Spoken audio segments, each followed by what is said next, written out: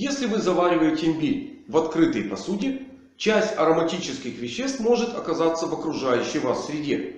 Это вряд ли серьезно осложнит жизнь возбудителям бактериальных, вирусных, грибковых инфекций, которые всегда присутствуют во вдыхаемом воздухе. Но вдыхание такой воздушной смеси — это тест как минимум состояния наружных отделов органов дыхания.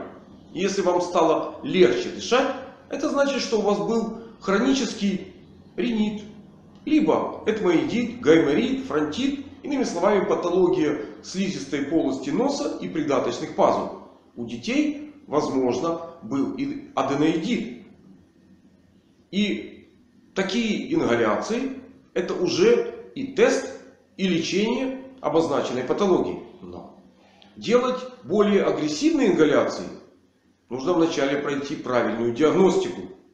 Если есть астматический бронхит, либо склонность к нему, есть хронический обструктивный бронхит, не дай бог была когда-то бронхиальная астма, о которой вы забыли, имбирный чай может вам о ней напомнить. Поэтому прежде чем делать более агрессивные ингаляции, то есть непосредственно дышать парами имбиря с горячей водой, нужно знать четко состояние более глубоких отделов органов дыхания, чтобы не навредить.